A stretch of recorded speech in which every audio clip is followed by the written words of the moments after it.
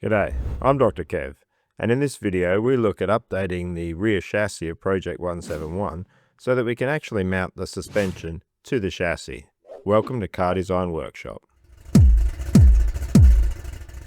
If you've been following this project, you'll know that I've already had some what I'd call placeholder chassis already designed for this vehicle. But in all of the concepts that I've been drawing so far, the suspension has just been mounted to air. I haven't really taken the time to detail any of the bracketry and try to understand how those connections would occur on the chassis. Now, this is not abnormal. We'd normally try to make sure we get all of the main masses into a model before starting to look at all of the detailed design. But when we look to the chassis design and the geometry that we're going to use there, it's very dependent on the suspension. We don't design the suspension to fit the chassis, we design the chassis to fit the suspension. In this video, however, I want to focus on some of the details, and in particular, what each of the mounts for the rear suspension might look like. I'm going to cover four main points. First, how important is it to get to a particular node or mount a suspension system to a node? Second, how the stiffness of the joint is affected by the material we use for the bushes. Third, I want to have a look at some basic bracket design. How do we design tabs to take the loads that we'd expect from a suspension system? And lastly, I want to discuss how important it is to have tightly fitting bolts and reduce the amount of slop in our brackets. So to start with, we want to see how important it is to have our suspension mounted to chassis nodes. Now, a node in a chassis is merely a place where we're seeing at least 3 tubes meeting. To resist the load that may be applied in three-dimensional space, we need material that is in the X, Y, and Z direction. So a node is not just a place where we'd have 3 tubes meeting. We'd want to make sure that those 3 tubes have dimensions or have some material in each of those axes. That doesn't need to be perfectly in the X, Y, and Z direction of whatever coordinate system you're using, but it does mean that we want to have lateral, longitudinal, and vertical support at a node. Now, if you know a little about chassis design and vehicle design, you'll know that people say that we want to mount our suspension exactly to a node. And this has truth to it. A node is going to be a location where the chassis is strong and where the chassis is stiff. So what I've done here is set up a node. I've got tubes going in an X, Y, and Z location. So this is a little bit artificial because we wouldn't see something like this on a real chassis. And I've placed a bracket on that node. And to do a bit of analysis, I'm going to use finite element analysis. This breaks all of this material down into small components and applies a stress and strain calculation to each of those particular parts. Now I'm just going to apply a nominal load of 1,000 newtons. So the type of FEA I'm doing is called a linear analysis. So it doesn't really matter that I'm applying 1,000 newtons. All I have to do to calculate new stresses for a different load is just multiply the stresses by that factor. So if we've got a 7 kilonewton load, then we would multiply the resultant stresses by 7. Now this is okay because I'm not looking to build any structure which is going into the nonlinear region of loading. The nonlinear region of loading for steel is going to be in what we call a yield region. So that's going to be permanent deformation. And I don't want to see anything that resembles permanent deformation in this car. And what I wanted to do with this is just investigate what happens if we move this bracket away from this joint. And what we see as we go away from the joint, we see an increase in stress. Now, one answer to this would be just to make everything thicker. And that is going to take care of this stress or the increase in stress, but it just ends up heavier. So from a loading perspective, if we've got these suspension points located at the joints, at these nodes, then we're going to have a more efficient structure. Now, the other thing we want to consider is stiffness of this joint. And this is how much deflection we have for a given load. And as we move away from the joint, we see that there is a decrease in stiffness. Now, in practice, this is going to mean that the chassis ends up being less torsionally rigid as we apply the difference in roll loads front and rear.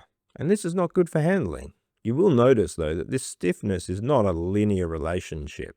Now, I've made the supports of these nodes at 300 millimeters, It's an approximation. It's not a very long span. Obviously, this problem gets worse the longer the span we have. And the worst situation we can have with mounting a suspension point is to put it at the midpoint of a tube. So one takeaway we get from this is that we don't need to hit the node exactly. As long as we're within 10, 20 mil, even maybe 30 mil, we're still going to have quite a stiff structure and not too much stress that we need to deal with. But we do want to get it pretty close to that node. Pretty much any deflection we're dealing with here is unwanted deflection.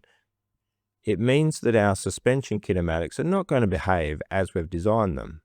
But this is not the only form of deflection we're going to be looking at. And this is where we move on to the stiffness of the joint itself. Now for these joints, I've chosen to use parts from a Lotus Elise. And notably, these use a nylon-based bush. In fact, what we see is we've got a steel crush tube, a couple of washers that those ride against, and the nylon bushes that go into the wishbones. And when we apply a load to this, we're going to see a deflection in the joint. Now this is a little bit trickier when we want to analyze this using finite element analysis. And that's because all of the contacts we're dealing with are bearing contacts, meaning that we don't want these components to act in the analysis as if they're bonded. So there's actually quite a lot of interactions between surfaces. To do this accurately, we'd really want a fairly fine mesh, and that's going to increase our computation time. Now I'm only going to do this analysis as a direct load, normal to this axis, but realistically the load going into these joints is going to be at an angle defined by the wishbone. But I think this is worthwhile just to get an idea for how much stiffness we're going to get from these nylon joints. Again, I've only applied 1,000 newtons to this. I'm not looking at these materials at anywhere near their yield strengths, so I'm not expecting permanent deformation or nonlinear analysis. And what we have here are the results of that analysis. Now with all of this FEA, I'm deflecting this far more than it deflects in real life, just to make it obvious as to what's happening.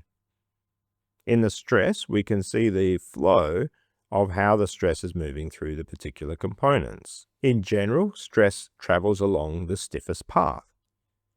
Now one thing that we'll notice at the bracket is we don't see a uniform stress where the bolt is in contact with the bracket.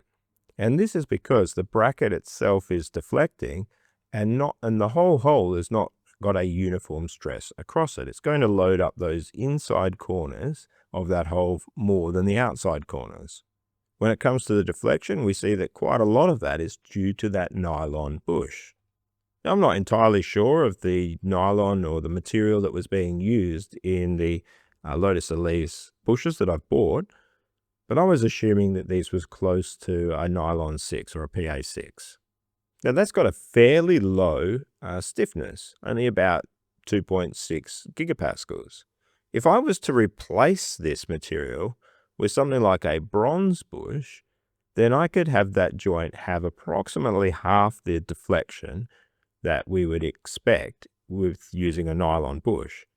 And I guess this is an easy upgrade if we want to increase the stiffness of these joints for, say, a motorsport application. One of the positives of having a lower stiffness in these suspension bushes is that it's going to transfer much less of the road noise into the car. And given that there's an easy replacement with bronze bushes if I'm unhappy with the stiffness of these joints, I think that's a pretty good trade-off to make at this stage. Now, for the sake of doing the FEA, or the structural analysis on both the nodes and the bracket joint, I made a fairly substantial bracket with a reasonable amount of bracing to it. Now in practice, this could actually be quite annoying because when you're assembling suspension, you want those suspension tabs to have a little bit of give so that if you need to, I guess, force that suspension member in, you've got that play. So I normally wouldn't want to design these brackets so that they have these sorts of gussets here. I'd be aiming for something a lot more simple. And so this is where we start to look at the mechanical design of different failure modes of the brackets. And for this, all we're looking at is really simple tabs. I want these brackets to be pretty straightforward to make. So either using something like a bent bit of plate, so 3mm steel plate for instance, or some tabs that are just straight up welded to the chassis. And we need to consider what sort of loads each of these suspension brackets can take. And this is fairly straightforward mechanical engineering. This is the sort of stuff that you would use equations from any book around mechanical engineering design. I use my old Shigley mechanical engineering design from when I was a student. I still have that sitting on my bookshelf, and I normally pull it out for occasions like this. Now, some of the loads here are pretty straightforward. We can look at what are the different failure loads for this particular tabs. So we want to set up a really simple bracket that is just a hole in a tab. And we can think there's going to be a few different failure modes that we need to look at. One of these is where we can have a bearing failure load where the bolt is bearing on these tabs. Another failure mode is where we could have a tensile failure of the tabs. And the critical area there is going to be the area either side of the hole. Another failure mode would be shear, where we see a shear failure along these lines in the bracket. We'll also look at contact stresses in just a little bit. So the first of these is that bearing failure. In a really simple case, we just assume a simple yield failure under bearing. So we would look at the projected area of the bolt in that hole. So in this case, we've got a 10 millimeter hole. I'm assuming a 3 millimeter thickness of the bracket, and we have two of these tabs.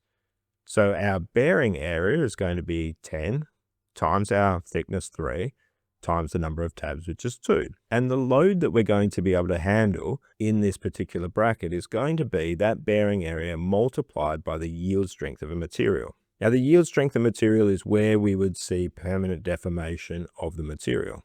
Now, in practice, we really don't want to get that close to the yield, especially given that these joints are going to experience cyclic loading. So we need to think about things like fatigue. But if I take a really simple material, like a 1020 mild steel, I'll see that that should have a yield of around about 290 megapascals. Now, I could go for something stronger, like a 4130, which is what we'd call a chromoly steel, and that can give us an easy 50% increase in strength. But looking at that bearing area on the two tabs, we should see a failure load of 17.7 kilonewtons, which is quite a lot. Now, the other failure load we can consider is going to be the tensile failure load. Now here, the outer radius of the bracket really matters. And the rule of thumb when doing these sort of bracket designs is to make the radius of the tab equal to the hole diameter. And what happens there is that area that we're dealing with for the tensile load will then be exactly the same as the area for the bearing load. And given that we're applying that same yield strength, we should see that the load capacity is the same, 17.7 kilonewtons. Now, when it comes to the shear failure, this is probably the one that you're designing the bracket to fail at. And here we need to look at the shear area. So here we end up with the area along these lines of the bracket. Now, approximating this for a tab that has a radius, the outer radius equal to the hole diameter, we're going to see that our shear area is about the same as our bearing area and tensile. Now, for this, we're going to need to use the shear strength of the material. And here, if we're looking at, say, an ultimate failure in shear for a 1020 steel, we're going to see a 280 megapascals. And that means we're going to have a shear load that's slightly less than what we experienced in tensile and bearing, with about 16.8 kilonewtons. And what we see is all of these are fairly well balanced. And this is what we're aiming for in engineering design, is to have our failure modes fairly close to each other. So we've not got material that's not really doing any work for us. If you keep to these sorts of designs for your tabs, it's generally a good approach. And if we want to just increase the strength of a given tab, we just change the thickness of the material. So if we want to go from a 3 millimeter thick tab to a 6 millimeter thick tab, we're just going to increase our strength by a factor of 2. Now, there's one other failure mode that we should consider here, and that's the contact stresses of the bolt to the bracket. Now, if we have the bolt and the bracket perfectly sized to each other, then the bearing area is a really good approximation for how that load is going to be. We're not going to see a failure any sooner than that. But in order to make things easier to assemble, we're going to have the bolt diameter slightly lower than the hole diameter. And this causes an increase in contact stresses. And this is where we need to think about how well our bolts fit into the holes, or the tolerances we're after. Now, first up, we don't want a lot of slop in these holes. That is just going to create movement that we don't want to see as we're loading and unloading the suspension. Now, I'm not going to go into the details of the calculations of these contact stresses. You can find them in just about any mechanical engineering design book. And this is the one that I went to Shigley for to get those equations. And what we see is if we're just looking at the stress versus a hole gap, we see that it increases as the gap between the bolt and the hole increases. Now, I've done this for a 10mm hole, but you can already see that once we've got a hole of about 0.1 of a millimeter difference between the bolt and the hole, we've got significantly higher contact stresses. Now, another thing we need to consider is that steel is weaker in shear than it is in tension. And the peak shear loads actually occur under the surface of the contact. And this creates another failure mechanism, and that would be a crack forming under the surface that then propagates along that bracket. And that's particularly important for fatigue loading, which is going to cause propagation of that crack. Now, good practice in manufacturing is to ream these holes and use tight-fitting bolts. If we go and grab an M10 off the shelf and have a look at its shank size, it's going to be considerably less than 10mm and will cause an increase in contact stresses. So we're looking for bolts that have got a good tolerance to their outer diameter. Unfortunately, this tends to be a little bit more expensive. We also don't want to drill these holes with a normal twist drill because they tend to drill quite high compared to their diameter. A 10mm twist drill is going to leave a hole that is wider than 10mm. So we want to sneak up to it. We want to drill this with a lower size drill and then ream up to the size. And a typical tolerance that we might be looking for is something that we might say the hole is something called H7 would be a typical size for the hole. And this just means that for a 10mm hole, it could be anywhere between 10 to 10.018. And for the bolt, we'd be looking for something like a G6. And that would just mean that the bolt would be anywhere from 9.99mm diameter to 10mm diameter. And if we use this particular tolerance for a joint, we would see that the stresses would be less than what would be indicated by just the normal bearing case we addressed at the very beginning. If we go looser than this, then we will see that the stresses will be higher and it will reduce the load carrying capacity of these brackets. Now, all of this might seem like it's a bit much to go to this level of calculation for what is just a bolted joint on a home-built sports car. But it's this attention to detail and more that we want to pay to each of these critical components. They can really make the difference between a car that handles well and a car that's built and you don't quite know why it doesn't seem to work as well as it should. The problem with things like suspension systems is that slop and deflections build up. And the only way to create a really good responsive system is to make sure that at each step and each connection that you have reduced that deflection and slop as much as you can. Now, the good news is that these calculations, once they're set up in something like Excel, they're repeatable. You can swap out one material for another. A bracket or tab is just the same as any other bracket or tab. So if I wanted to run with something like a steel at the back end with this chassis, I can be using a mild steel, or I could use a chromoly. And all I have to do in these calculations is just change the shear strength or the yield strength. At the front, if I'm looking to go to something like an aluminium-based bracket, then I can do the exact same calculations and replace the material properties for aluminium. And once you've got these brackets sorted out, it's a pretty easy job of finding out how to put them in CAD. And I was able to do variations of the chassis now with the suspension mounted where I expect it to be mounted. It's still very early days. There's a lot of components that still need to be accounted for, a lot of mocking up that I'd like to do in the chassis in real life to make sure that these points are where I want them to be. But I'm happy now that at least at the back end of the car, it looks like everything's attached to everything else. Thanks for your time.